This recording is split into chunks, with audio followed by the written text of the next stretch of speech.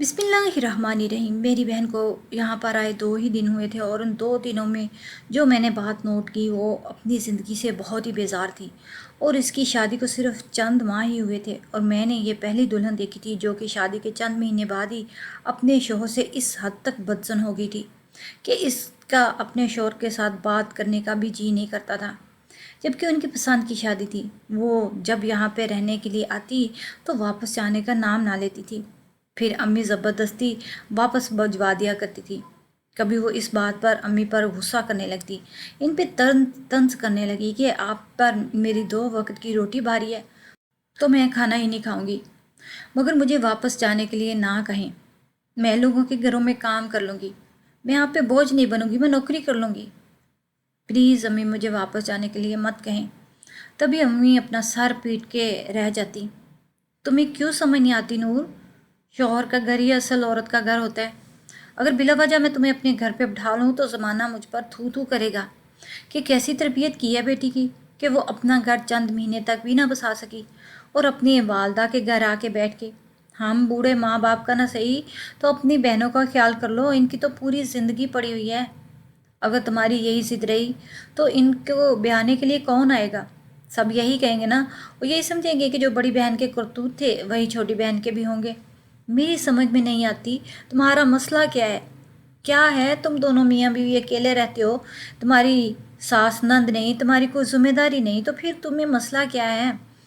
तब आप भी ज़ोर ज़ोर से रोना शुरू कर दिया करती और अक्सर अम्मी इनके रोने से बौखला सी जाती थी। मगर इस वक्त अम्मी को सख्त गुस्सा आया हुआ था। उन्होंने कहा कि आज तुम्हारा शौहर आएगा तो तुमने इसके साथ जाना है। और आप भी बुरे दिल के साथ यहाँ से गई थी। वो हम सब लोगों के साथ नाराज़ हो चुकी थी। इनके जाने के बाद मुझे बहुत अफसोस हुआ। मैंने अम्मी से कहा कि आपको इनके साथ इतनी सख्ती से पेश नहीं आना चाहिए था अम्मी। अम्मी ने कहा कि अगर ब्याही बेटियों के साथ सख्ती से पेश ना आया जाए तो वो अपने घर नहीं बसाती और उनका घर बसाने के लिए इनके साथ सख्ती से पेश आना बहुत ज़रूरी होता है। अम्मी की मंतक तो मेरी समझ से बाहर थी और आपी की तो मुझे समझ ही नहीं आती थी। इतना प्यारा घर था इनका, इतना अच्छा शौहर, ऐसे शौहर तो लड़कियां ख्वाब में देखा करती थी। कम से कम मेरे बहनोई मेरे आइडियल थे, वो मुझे बहुत पसंद थे। वो जब आपी का रिश्ता लेने के लिए आए तो उस वक़्त आपी बहुत ज़्यादा कंफ्यूज हो रही थी। वो अपने आप को अकेले कमरे में ले जाते हुए बहुत ही घबरा रही थी और बाहर मुझसे कहने लगी कि तुम मेरे साथ चलो। मैं हैरान थी कि आप ही क्या कह रही हैं, मैं इनके साथ चलूं? तब भी मैं मान गई। मैं इनके साथ एक कमरे में चली गई, जबकि मुझे सख्ती से मना किया गया था कि कोई भी लड़की कमरे में नहीं जाएगी। हम 5 बहनों को मना किया था अम्मी ने कि हम में से कोई भी लड़के के सामने नहीं आएगा।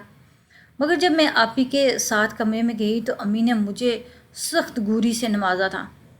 दरअसल मैं आपी, हम 5 बहनों में मैं सबसे ज़्यादा खूबसूरत थी और आपी का रंग थोड़ा सा सांवला सा था और दिखने में भी इतनी पुरकशिश दिखाई नहीं देती थी। जबकि हम चारों बहनों बहुत ज़्यादा पुरकशिश थी और मैं सबसे ज़्यादा खूबसूरत थी। मेरी खूबसूरती का तो हर कोई दावा करता था और जो कोई मुझे देखता था वो देखते ही रहता। इसलिए अम्मी ने मुझे सख्ती से, स्पेशली मुझे सख्ती से ख़ास तौर पर ताकीद की कि मैं किसी भी तरह लड़के के सामने ना आऊँ, क्योंकि आप ही को पसंद करने वाले लोग अक्सर मुझे पसंद कर दिया करते थे। और जब मैं कमरे में गई तो मैंने साफ तौर पर महसूस किया कि लड़के की निगाहें तो मुझ पर ही ठहरी हुई थी और मैं भी इसको देखकर ठठक के रह गई थी। वो इस कदर शानदार मर्द था कि मैंने अपनी पूरी ज़िंदगी में ऐसा मर्द नहीं देखा था। मैं भी इसको पलकें झपकाए बिना देखे जा रही थी। वो भी मुझे बड़ी फुर्सत के आलम में देख रहा था। मुझे इस बात का पूरा यकीन था कि ये बंदा मेरे लिए है, रिश्ते की बात करेगा और मुझे पसंद कर लेगा, क्योंकि इसके अंदाज़ो तवार बता रहे थे कि मुझे पसंद करने लगा है। और मेरी जैसी हसीन लड़की के सामने आपी की मामूली शक्ल सूरत क्या अहमियत रखती थी भला, जबकि उनकी तालीम भी बिल्कुल वाजबी सी थी। मगर मेरी हैरत की इंतहा न रही जब उस लड़के ने आपी के लिए रिश्ता भिजवा दिया। जल्दी शादी पर भी असरार करना शुरू कर दिया। बात मुझे अपने मुंह पे तमाचे की तरह लगी थी। भला जो मर्द मुझे पहली नज़र पसंद आ गया वो मुझे ऐसे हसीन और जमील लड़की को छोड़कर किसी और से कैसे शादी कर सकता था, चाहे वो मेरी सकी बहन ही क्यों ना हो। میں اس معاملے میں بہت زیادہ خود غرض واقع ہوئی تھی۔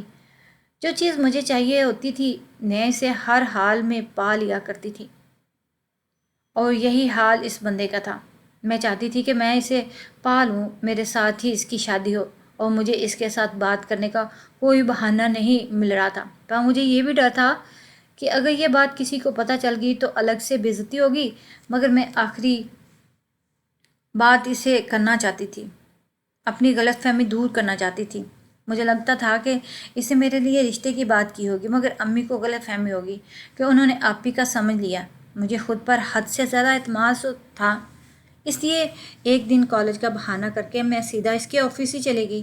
وہ مجھے دیکھ کے بہت ہی زیادہ حیران اور خوش ہوا، جیسے یقین نہ آ رہا ہو میں اس کے سامنے موجود ہوں۔ اس کی نظروں سے صاف محسوس ہو رہا تھا کہ وہ مجھے پسند کرنے لگا تھا، مگر وہ مجھ سے شادی کرنے کے بجائے آپی سے شادی کر رہا تھا۔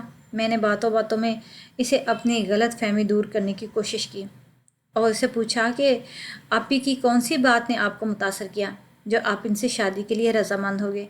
کچھ ہی تو دیر خاموش رہا، پھر کہنے لگا، کم گو، مجھے لگتا ہے وہ بہت کم گو ہے اور مجھے زیادہ بولنے والی لڑکیاں اچھی نہیں لگتی۔ اس کے بعد میں ادھر ادھر کی باتیں کرتی رہی۔ اب میری یہ غلط فہمی دور ہو گئی تھی کہ اس نے آپی کے لیے ہی رشتہ بھجوایا تھا، مگر اس کی آنکھیں اس کی زبان کا ساتھ نہیں دے رہی تھی۔ اس کی آنکھیں بتا رہی تھی کہ وہ مجھے بہت پسند کرنے لگا۔ اگر مجھے پسند کرنے لگا تھا تو مجھ سے شادی کیوں نہیں کر رہا؟ اس کے بعد زور و شور سے شادی کی تیاریاں شروع ہو گئی تھی، مگر مجھے لگتا تھا کہ میرا دل اجڑ چکا ہے، مجھے کچھ بھی اچھا نہیں لگتا تھا۔ میں نے بے دردی سے شادی کی تمام تیاریاں ان میں حصہ لیا۔ مجھے زندگی میں پہلی بار کوئی انسان پسند آیا، اور وہ بھی ہاں، اس انسان نے مجھے ٹھکرا دیا۔ مجھے ٹھکرا کر اس نے میری بہن سے شادی کر لی۔ میں بھلا ساری زندگی کس طرح سے گزار سکتی تھی؟ جس انسان سے میں نے محبت کی اس نے اپنی بہن کے ساتھ ہمیشہ کیسے دیکھ سکتی تھی؟ میں جس طرح سے خود غرض واقع ہو رہی تھی، میرے لیے سب کچھ برداشت کرنا بہت ہی مشکل کام تھا۔ پھر بارات آ گئی اور آپی رخصت ہو کر اپنے گھر چلے گئی۔ ہمارا گھر جیسے بالکل ہی خالی ہو گیا، جبکہ آپی بھی بہت کم بولتی تھی اور کبھی کبھی تو ان کی موجودگی کا احساس بھی نہ ہوتا کہ گھر میں کوئی موجود ہو، مگر اس کے باوجود ان میں کمی نہ جانے کیوں ہی سب کو بہت محسوس ہو رہی تھی۔ امی رو کر چھپ چھپ کر رو رہی تھی۔ ایک طرح سے وہ خوش تھی کہ ان کی بیٹی کے فرض سے وہ سب کو دوش ہوگی، مگر ساتھ ساتھ وہ رو بھی رہی تھی۔ ابو بہت زیادہ اداس تھے، باقی بہنوں کا حال بھی مختلف نہیں تھا، مگر میری حالت سب سے جدا تھی۔ ایک آگ تھی جو میرے اندر جلسا جا رہی تھی، جو میرے پورے وجود کو احاطہ کیے ہوئے تھی۔ اپنے محبوب کو کسی کی دسترس میں دیکھنا آسان کام نہیں ہوتا۔ اگلے دن ہی جب آپی گھر آئی تو بہت خوش تھی۔ انہیں خوش دیکھ کر مجھے بہت زیادہ بے چینی ہونے لگی۔ شام کو جب میرے بہنوئی آپی کو لینے آئے تو ان کی نظریں آپی کے بجائے میرا طواف کر رہی تھی۔ وہ مجھ سے بہت زیادہ دلچسپی لینے لگے تھے اور میرے ساتھ چھوٹی چھوٹی باتیں کرتے، مجھ سے چھوٹے چھوٹے سوال پوچھتے، اور ہمیشہ کی طرح اس بار بھی یہ سوال میرے دل میں سر اٹھا رہا تھا کہ یہ بندہ مجھے پسند کرتا ہے۔ مگر سوچنے کی بات یہ تھی، اگر یہ مجھے پسند کرتا ہے تو اس نے آپی سے شادی کیوں کی؟ وہ ہر دوسرے دن آپی کو لے کر ہمارے گھر میں آتے رہتے اور ان کی باتیں زیادہ تر میرے ساتھ ہوتی۔ شادی کو جب کچھ دن گزرے تو آپی کا رویہ بدلنے لگا۔ وہ مجھ سے ہر وقت ہنستی کھیلتی رہتی تھی اور اب ہر وقت غصے اور سوچوں میں گم رہتی۔ جب یہاں پر رہنے کے لیے آتی تو واپس آنے کا نام نہ لیتی۔ امی نے زبردستی واپس بھیجا کرتی، کبھی سمجھا بجھا کے، کبھی ڈانٹ ڈپٹ کے واپس بھیجا کرتی تھی، اور میں اکثر سوچتی تھی کہ اتنا پیار، اتنا محبت کرنے والا انسان، مگر آپی کو اس انسان سے کیا مسئلہ؟ اگر آپی کی جگہ میں ہوتی تو میں شکر ادا کرتی مجھے اتنا اچھا انسان ملا۔ اس دن تو ایک عجیب بات ہوئی اور میرے دل کی مراد جیسے بڑھ گئی تھی۔ اس دن میرے بہنوئی آپی کو لینے کے لیے آئے، مگر آپی نے کہا کہ وہ ابھی مزید کچھ دن رکنا چاہتی ہے۔ امی نے بہت سمجھایا کہ اب آئی ہو تو وہ لینے کے لیے آ گیا ہے تو اس کے ساتھ چلی جاؤ، تو 4 دن کے بعد پھر واپس آ جانا، مگر آپی کسی صورت نہیں مان رہی تھی۔ آپی سے پوچھ پوچھ کر تھک چکی تھی کہ تم وجہ تو بتاؤ، آخر وجہ کیا ہے؟ تم کیوں نہیں واپس جانا چاہتی؟ تمہیں مسئلہ کیا ہے تمہارے ساتھ؟ تمہاری ساس معذور ہے، تمہیں تو ان کی دیکھ بھال بھی نہیں کرنی پڑتی، ان کے لیے الگ سے ملازمہ آتی ہے، نند کا جھنجھٹ نہیں ہے، اپنی نیند سوتی ہو، اپنی مرضی سے اٹھتی ہو، کوئی روک ٹوک نہیں ہے، جہاں جانا چاہتی ہو چلی جاتی ہو۔ تمہارا شوہر بے دام غلام ہے، ایک بار جس کی فرمائش کرتی ہو پوری کرتا ہے، تو تم کیوں نہیں واپس جاتی؟ اس بات پر وہ زور زور سے رونا شروع کر دیا، مگر وہ یہ نہیں بتاتی تھی کہ واپس کیوں نہیں جانا چاہتی۔ مجھے اس کی دماغی حالت پہ تھوڑا سا شبہ ہونے لگا تھا، شاید انہیں کوئی نفسیاتی مسئلہ تھا۔ اس بات کا مشورہ میں نے امی کو دیا کہ انہیں کسی ڈاکٹر کو دکھائیں۔ اس دن جب میرے بہنوئی واپس جانے لگے تو امی نے کہا کہ بھائی کو دروازے پہ چھوڑاؤ۔ جب میں انہیں چھوڑنے کے لیے جا رہی تھی تو باہر نکلتے نکلتے انہوں نے میرا ہاتھ پکڑ لیا یہ بات میرے لیے انوکھی تھی، مگر یہ میرے محبوب کا لمس تھا، وہ میرا بہنوئی تھا، یہ میں بھول چکی تھی۔ مجھے بس یاد آیا کہ وہ میرا محبوب تھا، اسے میرا ہاتھ تھام دیا، اور خوابوں میں تو میں کئی بار اس کا ہاتھ تھام چکی تھی، اور آج یہ سب حقیقت میں ہو رہا تھا۔ اسے مجھے کہا کہ اس سے شادی کے انتخاب میں غلطی ہوگی۔ دراصل وہ مجھے پسند کرتا تھا اور میرے ساتھ شادی کرنا چاہتا تھا، اور ہمیشہ کی طرح میری زبان پر وہی سوال آیا جو میں اتنے عرصے میں 1,00,000 بار سوچ چکی تھی، تو پھر آپ نے مجھ سے شادی کیوں نہیں کی؟ آپ کی بار وہ خاموش ہوگا، کہنے لگا کہ بس مجھ سے غلطی ہوگی، میں اپنی غلطی کو سدھارنا چاہتا ہوں۔ ایسا نہیں ہو سکتا کہ ہم دونوں مل جائیں۔ اب بھی ہم باتیں ہی کر رہے تھے کہ امی کی آواز آئی کہ دروازہ بند کر کے کمرے میں آ جاؤ۔ میں نے بھی جلدی سے دروازہ بند کیا اور کمرے میں آ گئی، اور یہ بات میرے ہوش اڑانے کے لیے کافی تھی۔ جو میرا محبوب تھا، آج اس نے مجھ سے محبت کا اظہار کر دیا۔ میری محبت کو بھی کوئی نہ کوئی نام ملنے والا تھا، ہمارا بھی رشتہ قائم ہونے والا تھا۔ میں بہت زیادہ خوش تھی، میں بہت زیادہ خوش تھی۔ میں اس خوشی میں یہ بھول ہی گئی تھی کہ اب بھی بہت زیادہ رو رہی ہے۔ امی ان سے پوچھ پوچھ کر تھک چکی تھی، تم کیوں رو رہی ہو؟ تم واپس کیوں نہیں جانا چاہتی؟ مگر ان کی ایک ہی رٹ تھی کہ وہ اب کبھی بھی ان کے ساتھ نہیں رہ سکتی۔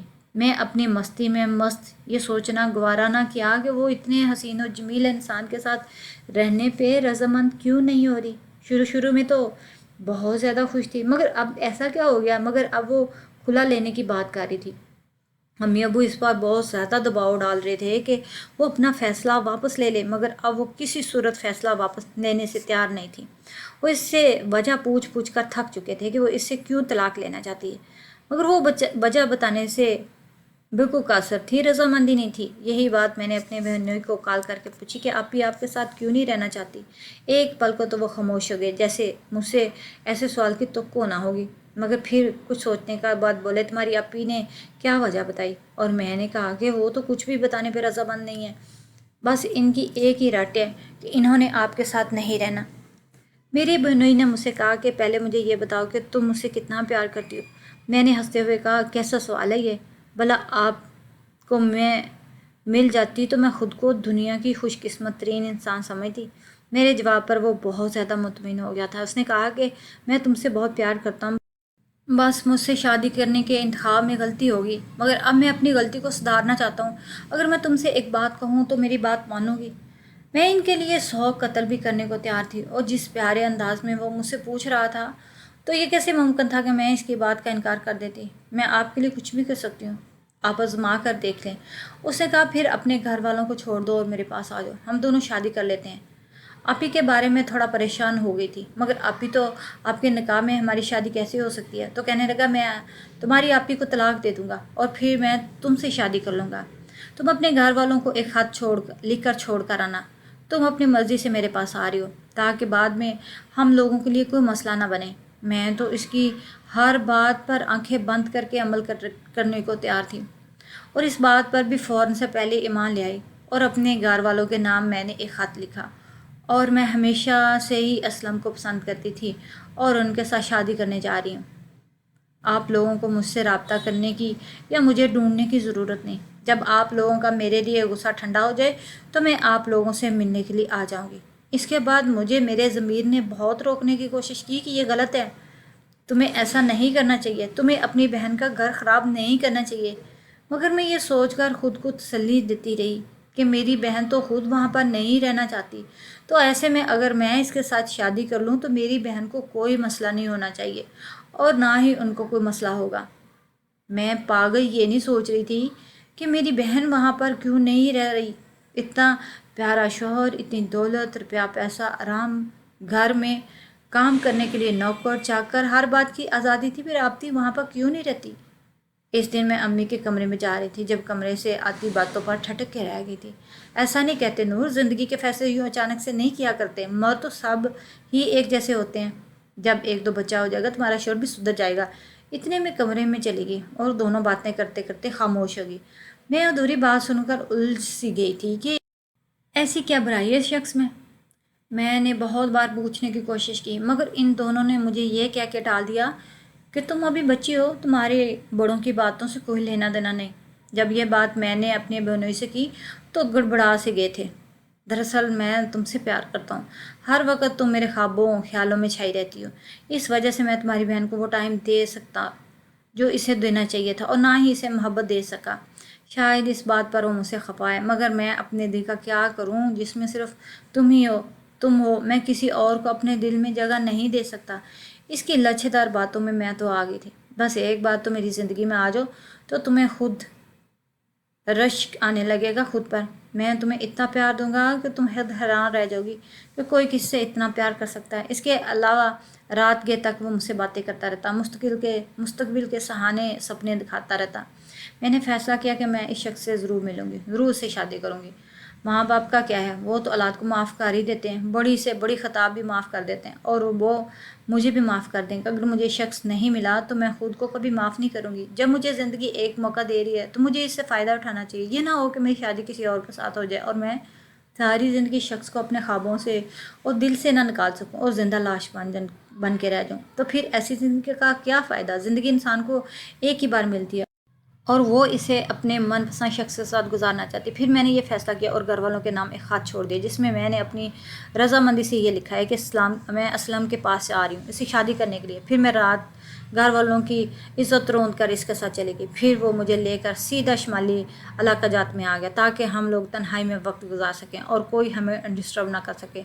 इसने मेरी बहन को तलाक दे दी, फिर मुझसे निकाह कर लिया। मैं बहुत ज़्यादा खुश रहने लगी थी, बहुत ही ज़्यादा खुशकिस्मत समझने लगी थी। मुझे एक बार भी अपनी बहन और घर वालों का ख्याल ना आया। ज़िंदगी बहुत भरपूर अंदाज से गुजर रही थी। शादी को 2 महीने हो गए थे और मुझे ये खबर मिली कि मैं माँ बनने वाली हूँ, और ये बात सुनकर तो मैं खुशी से पागल हो चुकी हूँ। मगर 2 महीने शुमाली इलाका जात में गुजारने के बाद हम लोग वापस आए तो पता चला मेरे घर वाले कितने चक्कर यहाँ पे लगा चुके थे मुझसे मिलने के लिए, मुझसे बात करने के लिए, मगर मैं तो पत्थर दिल बनी रही थी। फिर भी इन लोगों से मिलने के लिए नहीं गई।